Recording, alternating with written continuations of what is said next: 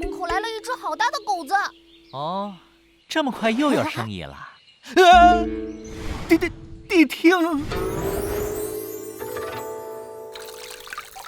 您大老远上这儿来，不会是要带谁下去吧？不，我来此是有求于你。其实我已经1个月没睡觉了。啊？是有什么烦心事儿吗？哎，都是工作上的事。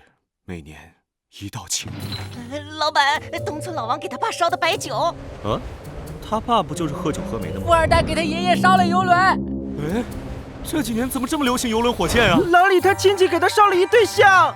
岂有此理，居然敢！亏他们想得出来！哎，不好了，大人，人家收来的东西太多，已经爆仓了。果然，今年也是如此。对不起啊，就这样加了1个月班，难得有点休息的时间，却因为读心的能力，总是能听到各界催婚的心语。听见心语啊，那我们岂不是全都被你看穿了？正是如此。那我呢？你也很好懂，因为最近失眠，恰好又看到了贵店的广告。大帝，这对我有用吗？是。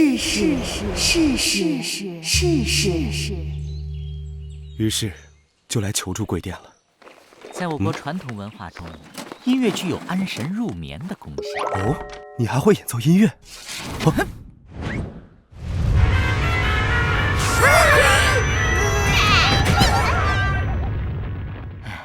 如何？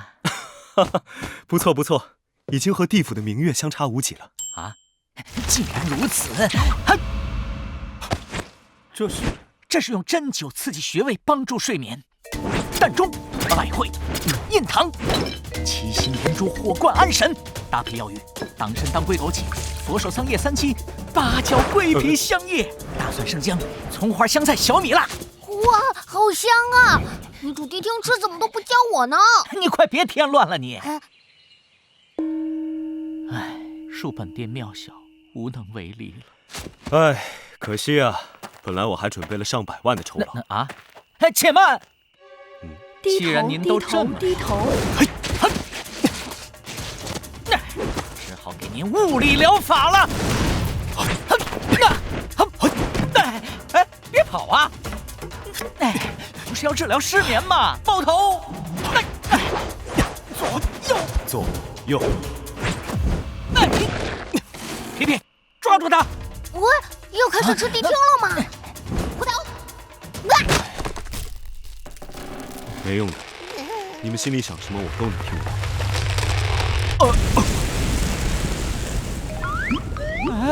懂。居然还醒着！我是来治疗失眠的，不是让你们送我回家的。哎，心语消失了。哦，竟然是天线功能吗？看来脚长好之前，终于能睡个好觉了。还不开饭吗？哦，是谛听的治疗费寄来。怎么不拿杨家的钱给我支付啊？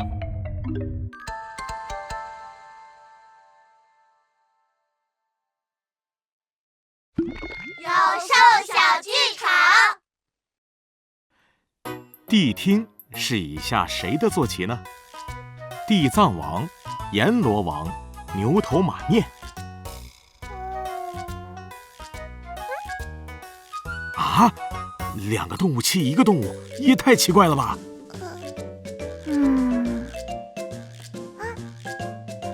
正确。啊，这还差不多。谛听。明代时，地藏菩萨身边的大狮子被神兽谛听所取代。在《西游记》中，众人分不清真假2只美猴王，只好找谛听来分辨。